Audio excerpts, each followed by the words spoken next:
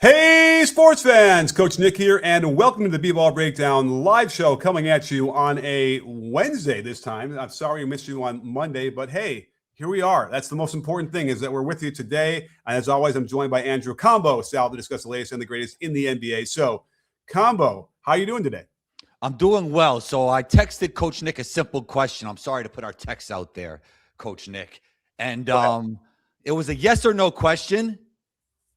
And I couldn't get a yes or no answer from Coach Nick. All I asked him was, did Grayson travel? And things get so complicated with Coach Nick sometimes. He said, did you see my tweet? I said, no, I didn't see your tweet. And then he acted like it was the end of the world. How did you not? That tweet went around the world and back again 3 different times. I have a lot of people upset with God forbid I miss your tweet, Coach Nick. God forbid. You're not doing it right, I guess, if you don't see it. So fix that algorithm, man.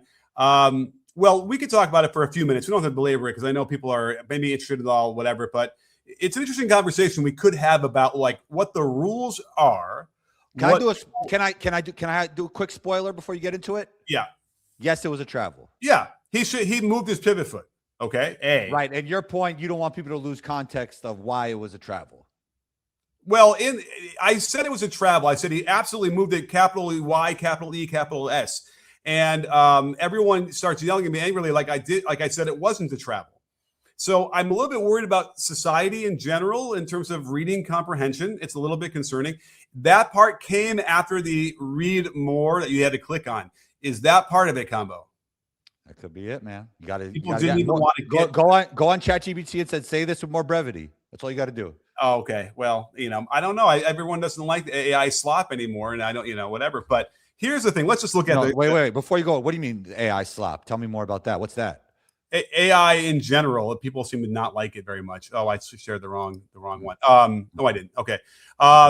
So AI, people don't like AI. They call it slop, and that's what it is. Now, and I don't blame them sometimes because it's sometimes written terribly and it's clear and the double M dash and all that stuff. But the point being that I said it was a travel, but people are yelling at me and really angry. So this is sort of like what's going on with the NBA itself when people come in there and really angry about a rule that they don't understand.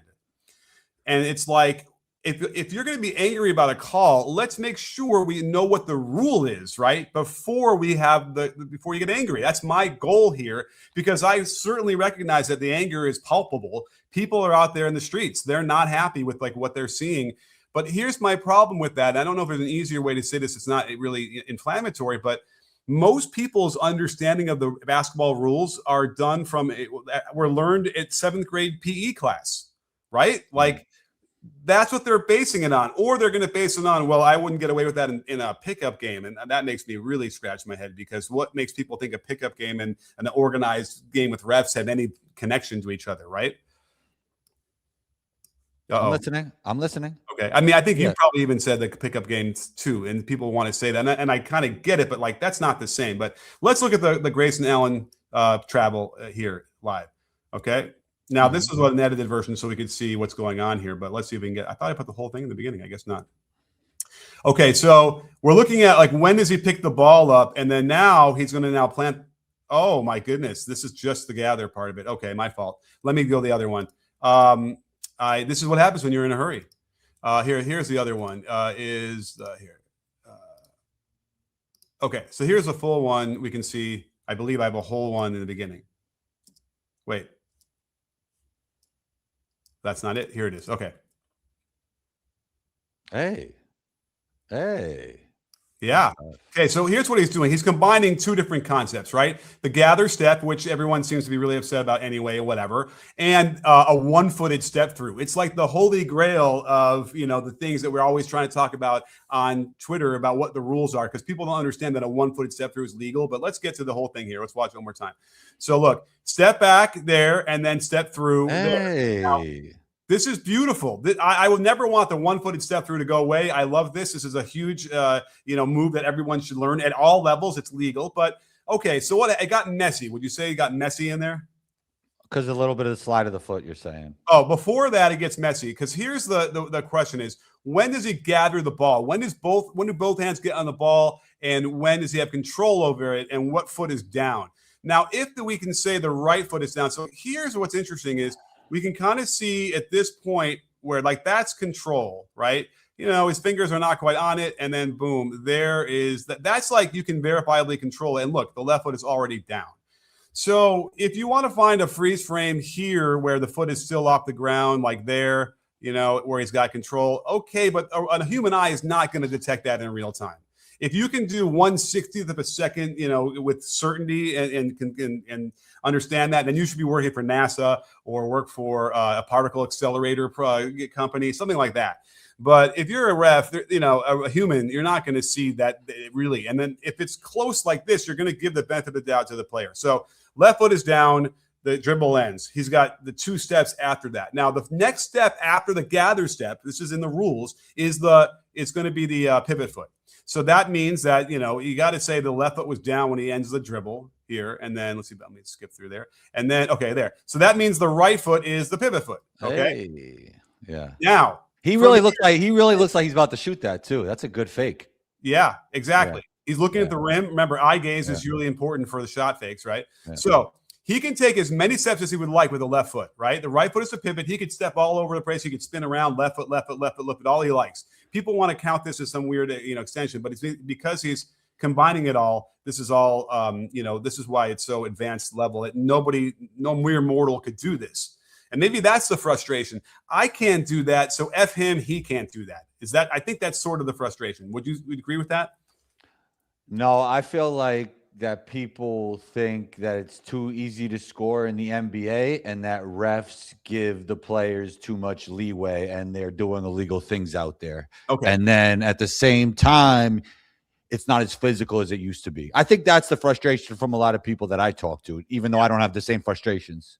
Okay, I hear you. All right, and all that it makes sense. But I meant, if you're going to be outraged, I want you to be outraged for the right reasons. That's the whole. Was those reasons the good reasons? The ones I just told you, or no? Yeah. I mean, yeah, for sure. Like, if you want more defense, more physicality, and make it a little bit easier for the defender to play, I'm all for that. But you know what's funny about that combo is that I was that defender when I played.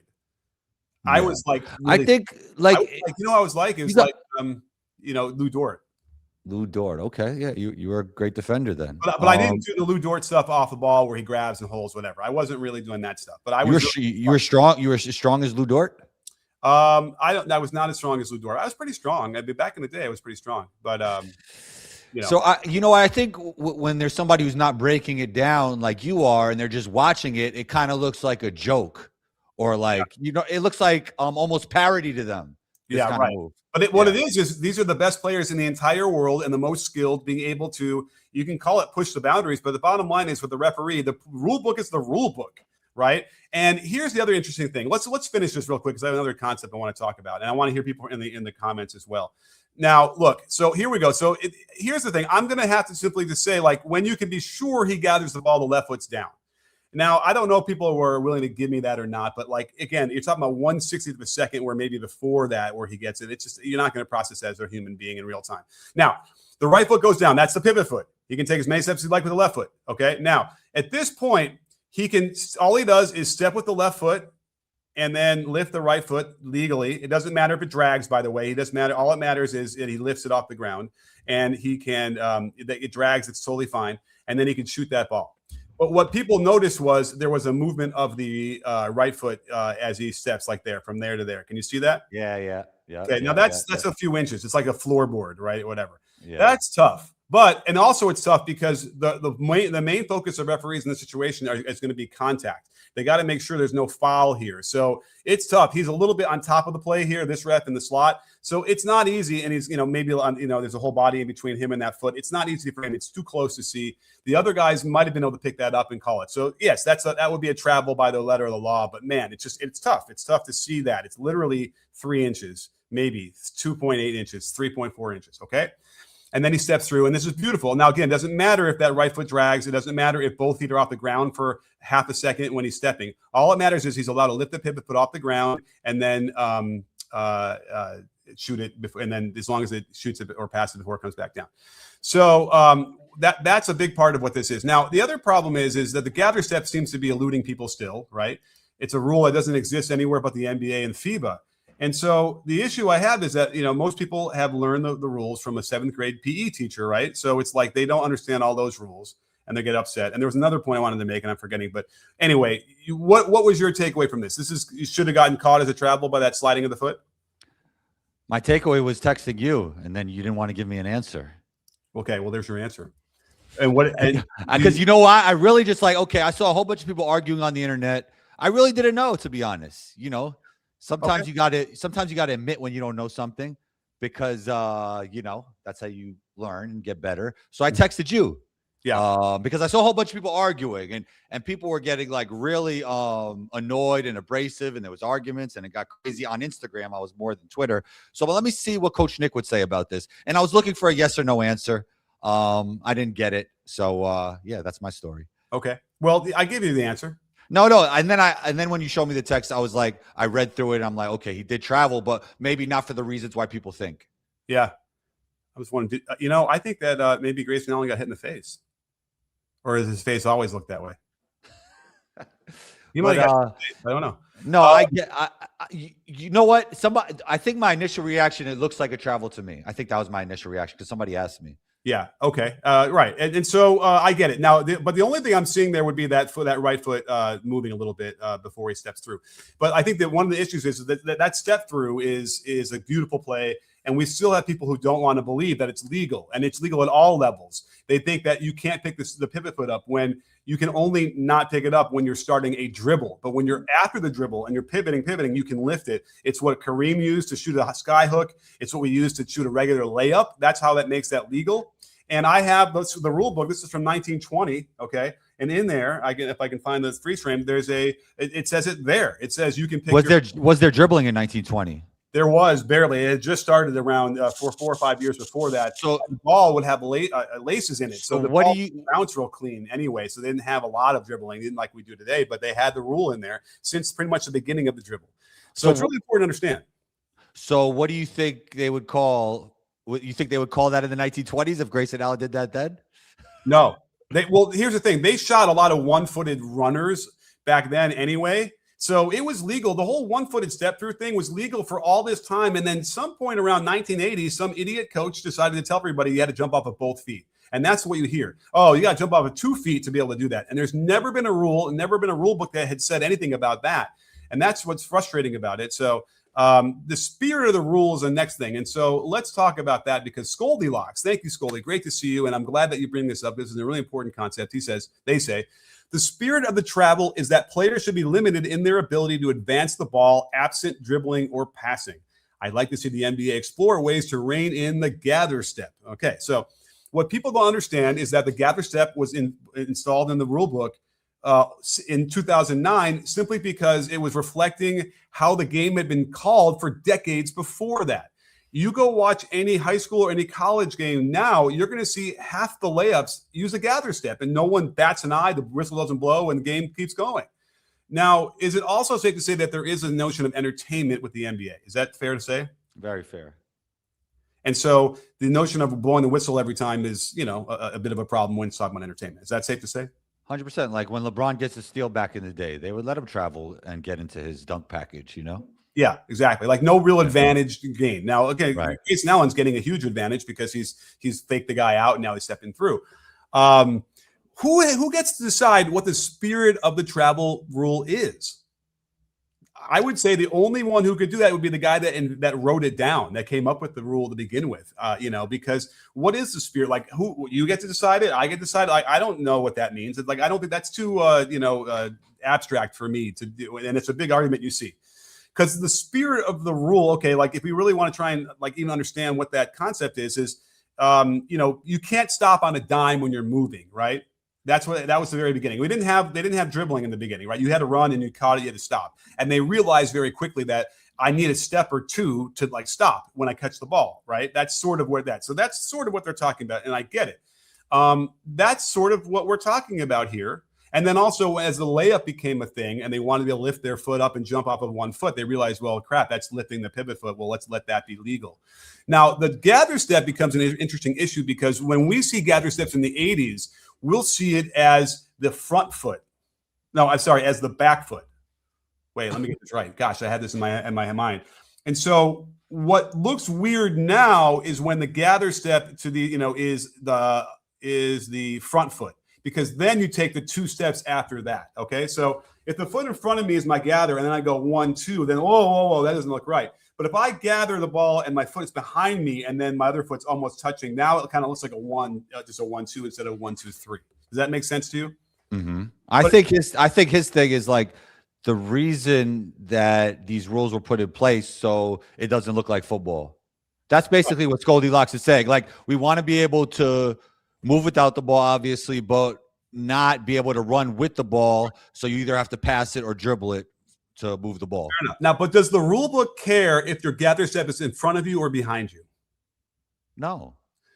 But that's what everyone's caring about. Where, depending on where the gather step is in relation to your body, is what makes it look like that football thing you're talking about. And that's I think when you're going backward then forward, it almost looks like, you know, you're changing angles more than just going straight. Okay. If that makes sense. That's the thing is, the other spirit of the rule people will probably argue is you're supposed to be going to the basket. Right? That's what we was all talking about. We're going to the basket. I can't stop, whatever. I need an extra step, or I need a step to shoot a layup or to the basket. Well, guess what? The rule book does not give one crap about what direction you're going, what part of the floor you're in. Now, if you want to somehow change the rules to say you only get a gather step when you're within a certain area of the basket, like, wow. Here's the thing. If Grayson Allen did that in the 90s, he would get called for that travel, whether it's right or wrong, 10 out of 10 times. Are you talking about the one-footed step through? Yes, that move Grayson Allen just did. I don't know if it's right, if it's wrong. We all agree it's a travel. We all agree that it's a travel, right? But wait. We can agree it's a travel when he slides the pivot foot. That's fine. What I'm saying is, let's say he doesn't even slide the pivot foot. In the 90s, they would call it every single time. That's my opinion. Right. We have instances where they were calling, people were stepping through on one foot and shooting it, and nobody blew the whistle correctly. So you think that most refs in the 90s would not call that? In the NBA, I think that they understood it. I think they got it. Players weren't doing it because they thought it was a travel, and you'd probably see it in the high school lower levels. You still do. Now, that said, if you lived in like Seattle, they wouldn't call it because it was like certain areas of the country that understood one-footed step throughs were legal. I see what you're saying, but Pistol Pete once said that wasn't a travel. You just never seen it before. So I think that could be applied to this, right? Yeah, but here's the thing. We were taught the one-footed step through from the 30s on. I had Adolph Rupp in 1950. Want me to show you that one? Well, I'm just saying, I think if you implant that play into the 90s, because that means that'd be the only play like that in the whole season. I don't think, and a lot of this is muscle memory, right? I think he would be called for it in the 90s. Right. Hang on, let me at least show you this because I want to call this up here. Let me bring this up into a new tab here because let's go back to the gather step for 1 second in the history of the gather step because again, we're talking about how this is a newfangled thing, right? And it's not. Well, also there's no right and wrong to this. So no matter what you say, I'm not going to believe that a 90s ref wouldn't call that. Well, why not? Because neither of us could prove that. What if I showed you clips where they didn't call it? Okay. I want to see the Grayson Allen play where they don't call it, and then I'll believe you. Okay. I mean, let me just see if it is this one. I would love to see that in the 90s, that exact play. All right. Let's go back and turn off the volume here. Okay. So you can see this, right? Yeah. This is 1933, I believe, 32, 33. And it is, let me zoom over here. Okay, this is going to be, I break it down, but you're going to see, the old play here. They throw it out here, he dribbles twice, and then he's going to go 1, 2, and shoot it. That was the inside hand layup. Look at that. I know. And it's a gather step. Look, left foot's down, and he goes what? Right, left. That's a gather step. Right. Now, the only reason why it doesn't look, people didn't say anything was because one of the reasons is that it's behind him. The gather step's behind him. Okay, so where's the Grayson Allen play in the 90s? That's what I'm looking for. So there. So just to understand that, would you like to see another one from from a little bit later in the 30s where the gather step's allowed? The gather step's taught. No? You don't care? I can show you if you want. But the point being is, let me get that part. So you understand that the gather step is not new, right? It's just that it's in a different spot in relation to their body, again, which doesn't matter to the rule book. They don't care where your foot is when you have a gather step. If gather step is simply the foot that's down when the ball's on the thing. You see that kind of gather step and a layup in half of the layups in high school and college. Again, that's what I'm saying. That's why it's legal. Is that are we all clear that in the comments too? Does that resonate with anybody? Because I got another one I want to show you. This is fun. We're having a good time. I know we have a hard out in 20, but let's at least get this down. Where's the other one? Let me get this one. This one's even more interesting. So let me do this. Let me do this. Let me do that. And paste. Okay, here's the other one. Did I end the share? I did. All right, let me do it again. I think it's, oh boy, this one maybe. Okay, so watch this one. Is it this one? Oh, that's the wrong. Okay, so same thing. This is from 1946. Okay, a little bit later. Oh, is this not where? Did I share the wrong one? Anyway, that's pretty good. That's pretty clear video for 1946. What? Yeah. Well, I'm not. They're restored. Okay, so here, look. Dribble, ball's controlled. Dribbles ended. The left foot is down, and he goes right, left. This is what we call a gather step. Right, boom, boom. Okay, so again, this is not new. Now, I want you to see the other one I wanted to show you, which was let's end that one. What was I going to show you? Oh, the step through. Let me just show you this because it's not new. Where are my bookmarks? One footage step through. I have all these clips in my bookmarks. So here's the next one. Where's the 8 offer up one from 1950? Here's one of them, but let me show you the one it's only. Okay. Okay, here it is. Okay, so let me do this, and you're gonna love this. Okay. And step through Joe on you gotta follow him. Oh, it's doing it. I won't let me do. Sometimes when I go full screen, it goes nutty. Anyway, okay. So look, I think I broke this down too as I edited. This guy's making me want to go get some shots up right now. Okay, look, he's going to come down on a jump. Okay, good. One-footed step through. He comes down. Wait, what was that? Wait, what was that little thing before? That's a travel. What he just did. He dribbled though. No, he didn't. You missed it. Dribble. Jump stop ends. Wait, that doesn't look like a travel to you? Let me see the first thing. I just want to make sure you see it's in full screen for you. Yeah. Go all the way back. Go all the way back. Okay, all the way back. All right. This is Adolph Rupp, 1950. Okay. So, well, I think he's ending the dribble right here on the jump stop. We can't see the very beginning, and then he takes one step. So you see that? So he dribbles the ball. Yeah, there's the ball. It's between his legs, and then he gathers the ball on the jump stop, both feet at the same time. He lifts the left foot is a pivot, the right foot is non-pivot. He lifts the pivot foot and shoots it. Right, and in fact, he kind of hops down to the other foot. Totally. Yeah. What if he's in the air for that? It doesn't matter. Doesn't matter. As long all you're worried about is lifting the pivot foot off the ground. If both feet are off the ground, doesn't matter. Now, in the lower levels, high school, if you end up jumping and then landing and then jumping again, that's the only language we have in high school where you can't jump. But that clearly is not a jump. He's stepping on the other foot. So we taught that move. We taught the one-footed step through from 1940 or whatever until 1980. Like it was a total thing. And then somebody decided to change, thought the rule was wrong. Now, somebody might have called the travel, okay, and then thought, oh, well, that must be a travel. I had to tell everybody else, and everyone, believed it. And then we've been undoing the damage for decades since then. It's crazy how much that effect that had. Now, somebody might argue, if the ref's going to call a travel, then it's a travel. And I don't know what to do with that. All I can tell you is what the rule book says and what a bad call is. Now, we saw them call travels on Dominique doing a Euro.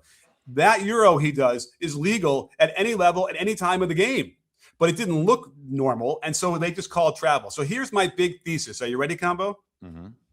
My thesis is that back in the day when we'd see them call carry on a simple crossover, or we'd see them call travel on a Euro step, that was not the real game that they were officiating. What they are officiating today is infinitely more accurate to what the rule book actually says.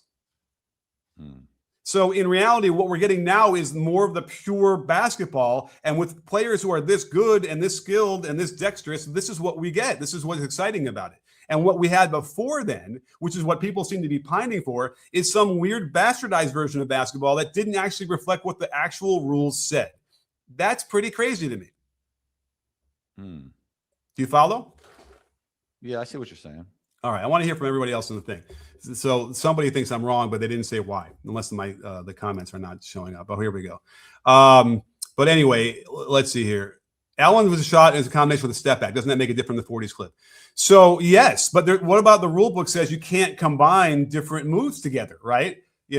So if you want to say, well, the gather step means you have to shoot it off of that, well, that doesn't say anything. That's not what the rules say. And if we want to start governing when you can shoot it, which goes to the SGA stuff, which is another video coming up, but stay tuned for my I got a great one coming up on Kuminga.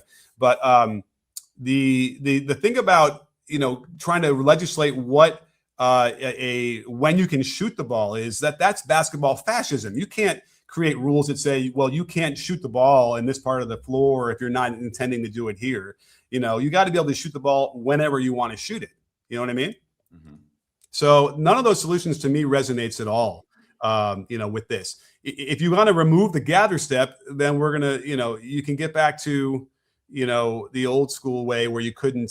I just feel like if you remove the gather step, everything's going to be a travel. People don't even realize when the gather step's happening. So that's the issue. So and then what you want is, okay, it doesn't look right. We got to call it. That's BS, right? You can't call something that doesn't look right. That's a recipe for disaster. And we've seen it happen where it was awkward, it was a little strange, it wasn't the travel, and they called it. That's not okay in my book. Is it okay in your book? Yes.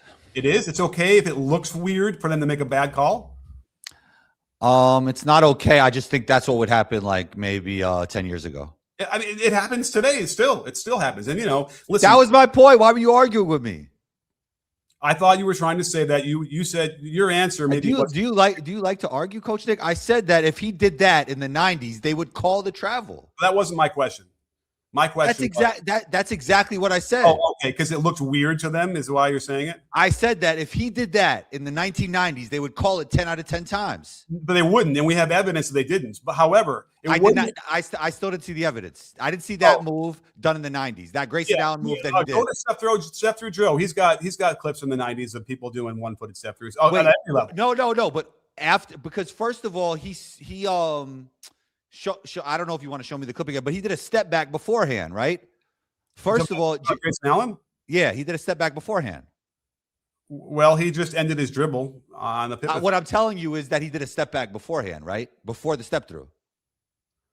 Well, when you say step back, that means he shot it, but he didn't shoot it. No, a step back is the move. The shot is you don't have to shoot after a step back. Okay, he did a step back. He did the footwork that would be the precursor to a step back three. Okay, there's a step back and then there's a step back jumper. The step back is the move. The jumper is the shot. My thing is, though, first of all, James Harden brought in the step back. Not that nobody was doing it. We have evidence of people doing it, but now it's way more prevalent. So to show me that somebody would do the step back, step through in the 90s, I think that's a tough video to find. You would see that in the post all the time. I'm not saying in the post. I'm saying if Grayson Allen did that in the 90s, they're calling it 10 out of 10 times. Again, the rule book doesn't care what part of the floor we do this on, so you can easily see. I'm not saying the refs were right. I'm not saying the refs would be right. I'm saying what would happen. So you want to see one from the 3-point line? Weren't specific about that. I want to see the move that Grayson Allen did from the 3-point line. Yes, right, from the 3-point line area. So they were stepping back in the post into a step through. Absolutely. Like basically, what a up and under is a step back. Shot fake into a one-footed. Well, a lot of times they were posting up and catching it from an entry pass, then off the live dribble like Grayson Allen, right? Yeah, but then you would dribble, and then you would do certainly I taught it this way in the 80s. I taught it that way, where you dribble, jump stop as you're shot faking, and then that's okay. My point is to all this is I think that's why people are upset because they're thinking from when they grew up watching basketball, if somebody would have done that, they call it travel. So now they believe the NBA is a joke for letting them do things like that, no matter what the rule book says. Right. They might not be as informed about the rule book as you, but that's not the point. They're seeing things that you could not do in the 90s and able to do it now. No, and they think we never. I don't think I saw a guy do a one-footed step through from the 3-point line in the 90s. I can't. That's my point. But it doesn't mean it wasn't illegal. That's not my point, Coach Nick. I'm saying why people are up in arms. I'm telling you why people are up in arms. They're up in arms because they haven't seen something like this before.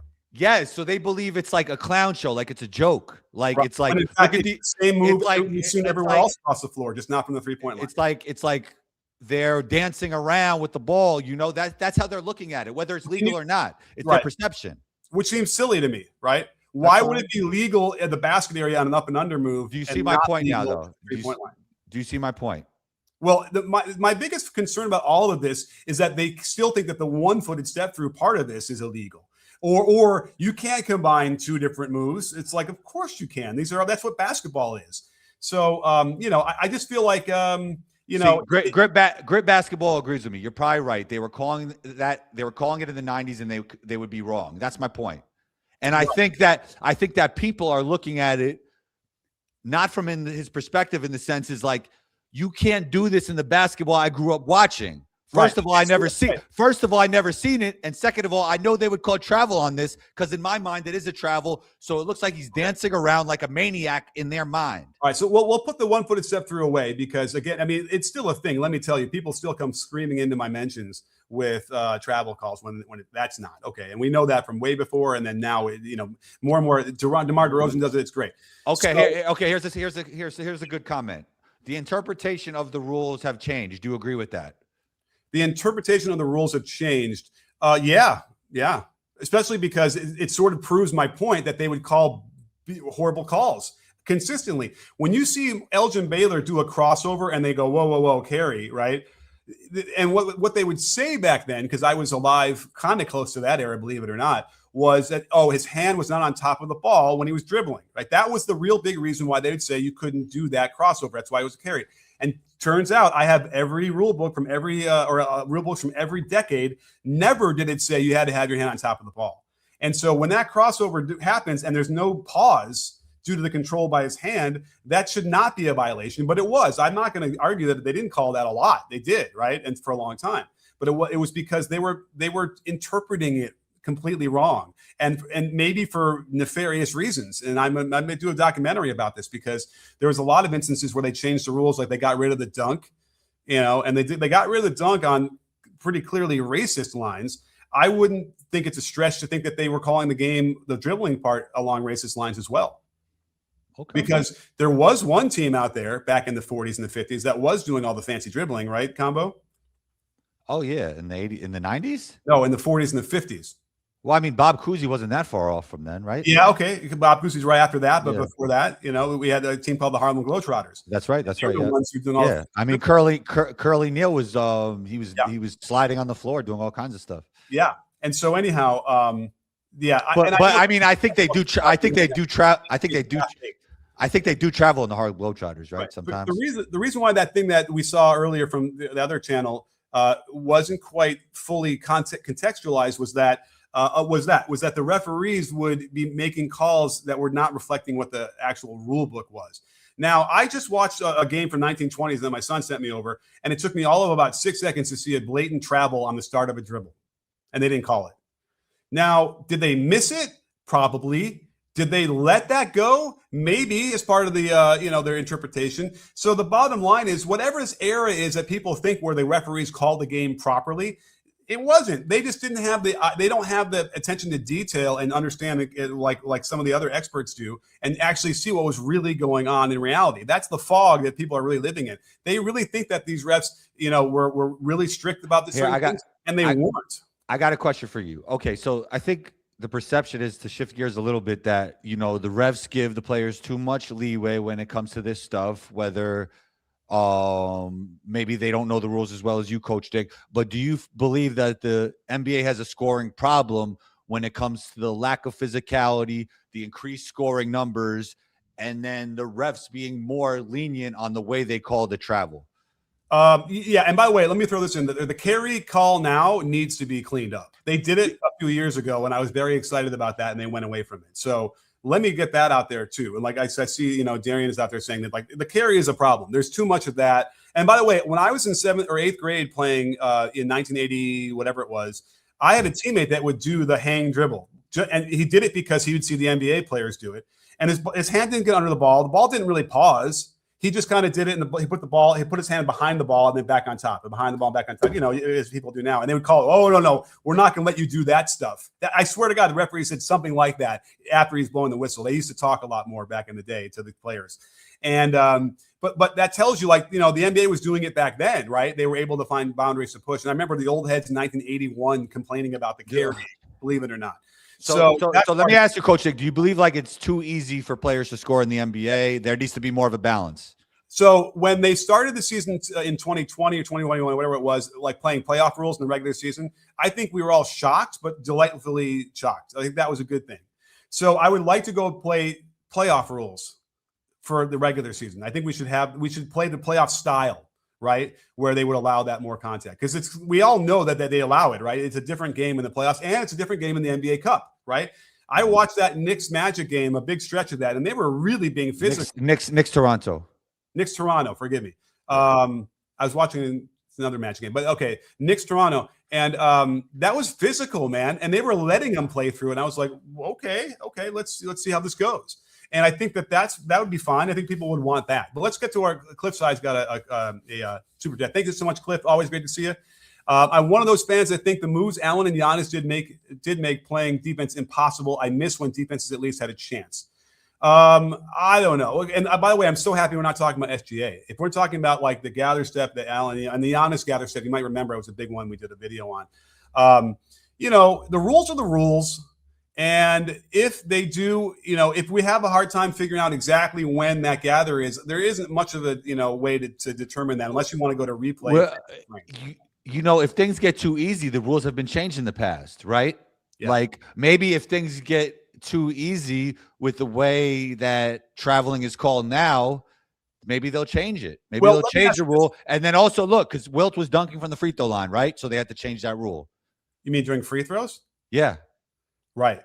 Yeah. Now, so this is the same thing. Let's say some player gets so elite at kind of like gathers and step backs, and I mean SGA is trending in that direction, right? And they've done that to some. Do you think there's maybe a world where they would change the rule? And that's my point too. Is that maybe it isn't necessarily that the defense has no chance. It's that the offense has gotten better and better and better and more skilled over the years. Which is I agree with that 100%. I agree. Okay? And so, that it would make sense then that, it's a lot harder to play defense now, but not because of the rules or not because of the refs. It's because the players are much better, right? Across the board. The rules didn't change, but the combination of the players getting more skillful and a less physical league and also the faster pace this season and the increased free throws have made scoring almost out of control for some people. People don't believe there's enough balance, there's enough defense, there's enough physicality. Right. And so that solution would be that certainly the physicality allowing more like they do playoff time. That would probably clear up a lot of that. And also I would think calling the carries, which doesn't happen a ton, but it's enough where I'd like to see that cleaned up. Because again, if a guy's bringing the ball down the court and he's carrying on the way down the court with no defense on him, who cares, right? There's no advantage. It's just the times when you see the guy like Nembhard doing, on Pacers. I don't know if you saw that one where he's going down the court, he's beating guys in transition, and he's got a couple juicy, really big pause carries. It's like that you shouldn't be able to do that. So I think those things will go a much longer way. But the defense. The problem with the gather step stuff is that there's simply you have to parse that in real time.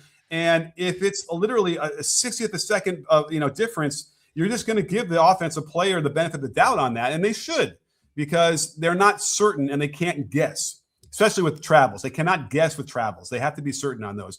And again, it's an entertainment notion as well, where, there is this notion you don't want to blow the whistle and make the games 3.5 hours. And so the other worry is that whatever they're screaming and yelling for is for a game. They'll break the game that way. It'll make the game even worse. And then no one will watch it again. And they did it on purpose, right? Like, we want this. I don't like this anymore. That's what's going to happen. And so that whole thing about the travel thing, I feel like there's a balance there. But again, if we go back and find out that, that was pretty much legal, you got to stop screaming and yelling and stop threatening to turn the game off. It was legal. That's all there is to it. And that's why I'm here to help. We love that you're here to help, Coach Nick. Something?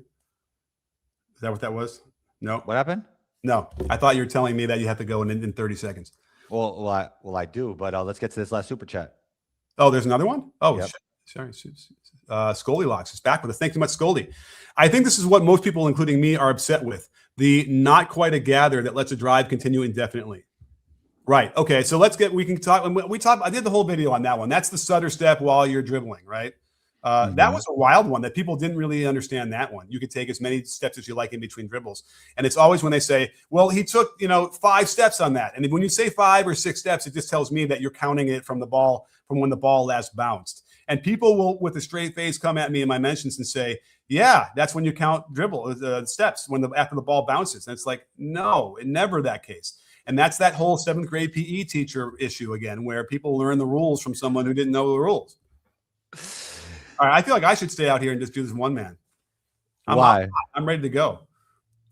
You ready to go? Maybe I'll keep talking because you know what? I want to go over to Derik Queen stuff. Maybe should I just do that while you're gone? Yeah, you could do that. Yeah. All right. Well, combo. I know you got to go. I'm sorry I was a little bit late today, but we got a good 41 minutes. We did. Thanks for having me. Maybe next Monday if you're around. Absolutely. We'll make sure it happens. Cliff is back too. So, all right. Well, we'll see you later, combo. I'll do this again for a few minutes and we'll go. All right. We'll talk soon. Appreciate you. Right. Okay. What's up? Hey, full screen. Wow. I haven't seen full screen of me in a long time. So let's just keep talking about this because I think this is interesting and I'll hear from you in the comments too. So Cliffside says, why did they settle on 24 seconds for shot clock? Great question. The guy that did it did the math. And at that time in the 50s, whatever it was, and it was pretty quick back then in the NBA level where they were going up and down. He just calculated 48 minutes. Our average number of shots is this. That's 24 seconds per shot, something like that. That's how they came up with it. And you know what? It's pretty good, for a number. I'm happy with that one. In fact, 35 is too long when they did that, and they moved it to 30, which is better for college. But they still have, like, in my mind, when you run offense, it should have a purpose. You should be trying to sort of score. And I feel like a lot of the beginning actions in the college game is still in the college half court is still like just doing stuff to do stuff. I'm going to hand off here. I'm going to throw it there. But okay, now we're ready to go. I'm like, just go, get ready right off the bat and start attacking. And so that 30-second clock still lets you do that a little bit, but it's better than 35. But that's a great question. Anyway, so are we clear on this? It's like my motivation, especially, I know Twitter is a lot different than YouTube, right? Although we're on Twitter as well here, but Twitter, I'm trying to help people understand the rules better. And I have to acknowledge that Twitter is not the place to do that, right? Nobody is coming there to learn anything. They're coming there to scream and yell into the void. And I make the mistake of replying and asking some questions to try and get there. But yes, USA Libertarian, especially a libertarian would say that I'm here to help, LOL and capital LOL. Here, I'm going to show this because this is funny. Exactly. And that's what I truly am here to help. I'm not rage baiting, whatever they call that. That's not what I'm doing. I try and ask questions and lead people through a little process so they understand what the rules are. And again, the hope is that the anger will dissipate and they'll be like, oh, okay, I understand that rule now. And I understand that I was taught something that was not correct, or whatever rule I had learned in the high school level is not the same. Gather step doesn't exist in high school. So that would be a travel in high school. So why you would think that applies to the NBA when the NBA rule is different is a problem. But I'm hoping that when you learn that that's the case, that you'll be like, oh, okay, maybe even a thanks, coach. That'd be nice, but I don't need it. So that's what we're getting. I think that we're, maybe I can do a poll here as far as what the deal is. I would say that if we had to do it in order, it's the gather step is the one on top. Then it's the SGA foul stuff, the foul baiting stuff, and then we get to like the one-footed step through stuff. The one-footed step through to me is exciting only because it's legal. It's always been legal at every level, and people really don't appreciate that and think that it's a travel, and that's a real thing. I'll meet referees and I kind of quiz them sometimes when I'm hanging out before the games to make sure they all know it, especially at like the lower levels, that it's not a travel. And for the most part, they're pretty good and they get it, and that's good. And I think that's partly the work that we've been doing here to get the word out, because I can tell you when I was growing up, and I knew the rules. I probably was that guy that read the high school rule book at some point. I assumed that you had to jump off of both feet when you did a step through, for sure. And then we find out that was never the case. And we find out that if you live in, like, I know it's Seattle and then a couple other pockets of the country, in high school, people were doing one-footed step throughs up the wazoo, maybe Indiana, and nobody called it. Everyone understood it was legal, right? But somehow, again, it's a regional thing, which tells me that there were a couple coaches out there. Maybe they went to a clinic and they started saying, whoa, we can't, this is going to be a travel. I saw it called once. So that's the rule. And I guess I get that, but that's too bad. The one-footed step through is a really great move, and it gets you more space, and it's really important. Now, what gets people crazy then is, jump stop, 1 foot step through right away. Right? The cadence can be quick and it all of a sudden looks really crazy, like you're taking all sorts of steps. But you know what? It's not any more than what you thought if you saw jump stop, deliberate, look, step through, shot. No, I can go jump stop, step through real quick. And it looks, in like one motion, and people want to go crazy, but it's legal. So let's see here. We got Cliff White wants to know, have I had a chance to scout Kean Anthony? Is that Cole? No, who's Kean? That's Carmelo's son, right? I've only seen a couple of the clips when he was young, so someone's going to have to tell me. Listen, I got so much bandwidth in my brain for the NBA. Getting to anything else is tough. But I don't know. Tell me, Cliff, what anyone's seeing. I'll definitely want to check it out and see if he's got the same old man game, which kind of doesn't exist anymore, right?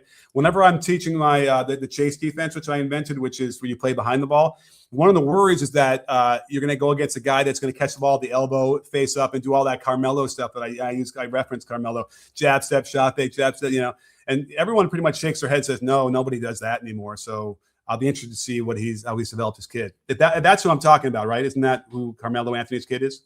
Kian? Somebody tell me.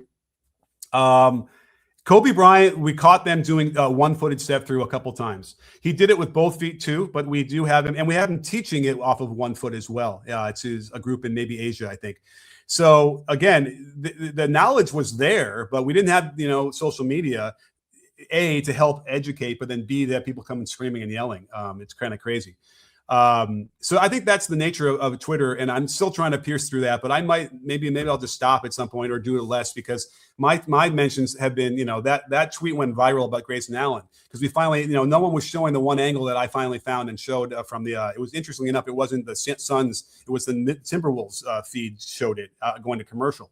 And so that was the one we needed to see where the right hand was on the ball. All the other ones, you can't see the right hand. And the funny thing is, people will come yelling at me and show a screenshot from the other angle where you can't see the right hand, saying, this is the clear angle, you can see it. I'm like, no, we can't. And I want to be completely certain before we really weigh in on this stuff, as do the refs. And, listen, do the refs miss calls? Sure. They miss lots of calls, but not as many as you might think. They end up grading out 90% plus on the accuracy of their calls. And if they're not going to get assignments. They're not going to continue to be refereeing in these games. So, that is a thing that people don't understand, that they are human. There's a lot of human elements to this. We even saw like that timeout that they wanted called, and they didn't honor it. Oh gosh, who was that? It was a big one. Maybe it was Nick Nurse wanted the timeout. They didn't call it. And, that's also the human element where, they need to be able to process what's going on. The play was going up the court, and, it's loud in the gym. They couldn't quite hear it. I know that he ended up kind of coming on the court to do it. But again, if you're like, a ref, that's a little bit of a secondary issue there. It's understandable from a human element why they would have missed that one. But, by the way, if you remember that one, I don't know if I can find it or not quickly, but the Paul George was made the mistake there, because there was only a second left, or 0.8 seconds left on the clock. So when you get the rebound, you have to call timeout right away so you can advance the ball to half court and get a chance. By pushing the ball up really quickly like that, you don't get that opportunity. And that was a huge mistake. So what they should have done at that point was inbound the ball on the timeout way in the backcourt, and then you lose that advantage that you're supposed to get by advancing the ball. So, it shouldn't have had to have been Nick Nurse trying to call the ball, make a call from out of bounds. It should have been the players should have known right away that's a timeout. In fact, and in FIBA, the coach can't call a timeout unless there's a dead ball. It's brutal. I was coaching something a couple of years ago, and it was like we got stuck where they went on a run. The ball never stopped. I could not call the timeout. I don't think the players can either, right? I think it's a dead ball only. Wait a minute. Now I'm forgetting. I know I couldn't call a timeout, and I was really frustrated. So, gosh. At any rate, okay. Where are we at? Anything else we want to talk about? You want to go to Derik Queen? You guys want to see the Derik Queen stuff? Because I thought it was pretty impressive for a rookie getting a 30-point triple-double. Or triple-double? Yeah, he had 10 assists and 30 points. All right, let's do it. I get the clips going. We'll go real quickly with that, and we'll see if anyone's still around. Where is the Derik Queen? Okay. The Blizzard, Derik Queen, DQ. Okay. And by the way, does he look even in better shape now than he did in college? I feel like he does, right? I'm not crazy. He's moving a lot even better then, although he moved really well. But I feel like with my memory of Maryland, he was like kind of heavier and sort of plodding, and now he's kind of really light on his feet. All right, let's watch this. So here we go. We have the first clip here on the thing. It starts out almost like a traditional center here, right? Gets in there, backs down, does a little jump hook in the lane over Luke Cornett. Not easy. Good play. So I'm like, okay, this is going to be one of those things where he's a throwback player, right, from the 90s, of the old post-up players that just sort of get the ball around the basket and score there. Here's another example. Okay, now this was actually a little dribble, but power move, right? And this was probably a charge. Let's see where his feet were. No, yeah, he was outside the circle. He's in legal guarding position. This is the kind of stuff, though, that we want, right? Is this what we're hoping for? We get this kind of tough play, no call. The defense wasn't called for a foul here, at least. but there probably should have been a charge. But maybe that's what people want, is that sort of really aggressive and physical play. I mean, here's the thing. Trust me, you don't want to go back to the 90s. You don't want 90s style basketball. That was hard to watch. Even back then, it was hard to watch. So I know we don't want to go back to that. Trust me on that one. But then we go into the transition, and here we go with oh yeah, another one. So another one. He's just playing like a 90s center. He's kind of in there. Nice footwork. Look at that. A nice reverse little spin, left-handed off the glass. Beautiful. So this is all like very traditional. I'm like, okay. But then it takes an abrupt turn where he suddenly changes his whole thing. Look, he gets the turnover. He makes Lou Cornett literally fall down. I think they kicked feet here, and that's why he went down. And then coast to coast, like a guard, right? You have to understand, like, this is not a big man in the 90s anymore. He's grabbing that loose ball, and boom, up the court is a little maybe through a tween, left to right through the legs, and then boom, finishes it off through the contact. Beautiful. That's a very modern center look. Now, this is your typical 5-out where they do the a delay back to the center. And now check this out. Okay, they run a pick and roll for him, behind the back, stutter step, and then into the lane and gets a foul call. This is like Steve Nash. This is like a point guard here doing this kind of stuff, right? Look at this. This is crazy. So good. Behind the back, I'm not sure that was a fumble dribble. I think that was a little stutter step and then gone, then into the lane. They get free throws. I mean, this is impressive stuff from a rookie. I know he's an older rookie, but still. Okay, now here, okay, he comes off of like basically a pitch out of the corner, as this is like, you know, a small forward kind of stuff, and then into a nice little runner. I mean, this is high level stuff. I don't know if we saw as much from this in college as he's doing now. This is exciting if I'm the Pelicans. This guy's a legitimate skilled player. Now another one. This is the role of a guard. You know, you don't come out of the corner from a handoff if you're a big plotting center. You're usually a guard or maybe a 3 coming out of this. Look, out of this, he turns the corner, gets right in the lane, and now he's using that center stuff to be strong. And then look at that touch on a nice little 1-footed floater. So again, this is really impressive stuff here. Now let's see what he gets here. Now low post, face up, and boom, baseline. Again, he goes back to the traditional stuff. Now, why does he go back to the traditional stuff? This is crunch time in the fourth quarter, right? We need a real bucket. Get your butt down there, and that was a beautiful finish. Look at this. So watch. He ends his dribble here, and now he's going to do a nice little step through pivot around on that, a left foot turn, and then reverse right-handed off the glass. This touch in amongst the trees. Beautiful. Again, now we're going to show a little bit of the passing.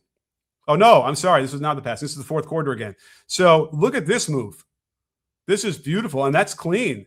That's a clean where it's a jab step cross. This is guard footwork here, guard footwork and dribbling ability. He literally turns Cornett around and then gets him into the layup.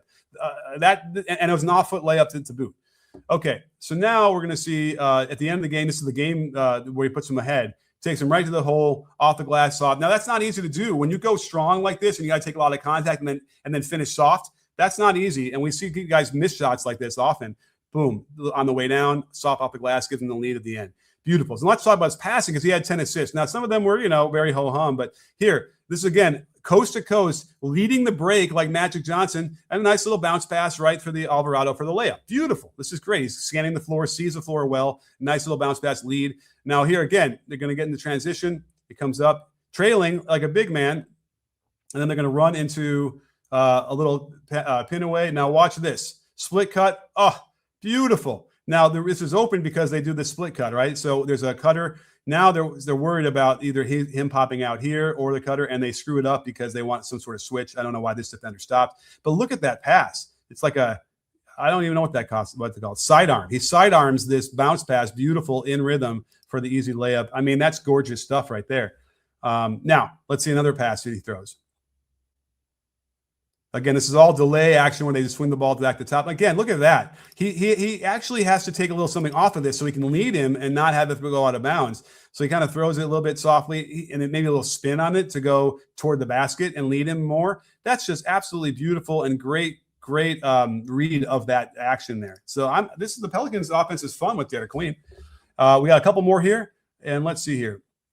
All right, so pick, and then they don't get the switch. Olynyk is on him. Let's see here. Okay, so now, look, this is tough. I'm going to take Olynyk out of his position. I'm going to get open. They're letting them play. Okay, this is fine. And now watch. Okay, good. Oh yeah, another one. He likes that sort of that sidearm pass, and it's helpful because it helps you get underneath the defender's arm and around him easily. And again, this is not good defense. I don't know what this is. He's playing zone when they're supposed to be playing man. And nice cut. And look at that, just leads him right in there for the nice assist. This is great. This is really good awareness on the high post. Very exciting stuff. And then he's going to bring the ball up again, right? Yeah. And look at this. So we're deep in the fourth quarter, and look at this spin move where it's easy, where he might not have been able to see the floor because his back's to the basket, and he still sees the cutter and throws this nice pass here. Champagny wasn't ready, and boom, they get a dunk and another assist. This is beautiful. And then let's see, the last one here is okay. So again, now they can run through the high post, which I'm really happy with. And then look, they get a flare pass into a catch and shoot too. His foot on the line, unfortunately. But this is the next level stuff. When you're able to throw skip passes to open threes or open long twos in the corner, that's good stuff right there. So Derik Queen, man, I'll have to do maybe a breakdown of that and go into even more detail. But that would be the breakdown I would do. He's an old rookie, right? I think he played a lot of years in college. But who cares, right? He's a new player in the NBA without that much experience, and he's really killing it. So great to see. I don't know. It's funny. I didn't expect to go that long with the Grayson Allen stuff, but that was a really great conversation. So hopefully you guys got something out of that one. Anything else you want to talk about? I got to get back to the Kuminga video, which is going to be interesting. Here's a little thing for you. There's a lot of people still here. I think that Kuminga was suspended, like a silent suspension for the Bulls game. And you have to watch the video to find out why I think that. But I honestly think that was a premeditated DNP. It wasn't like, we couldn't find a spot for him in the rotation during, in real time. And what now you have to stay tuned to watch the video to find out why Coach Kerr felt that way.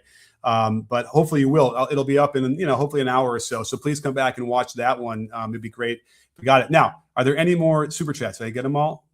I think so. Okay.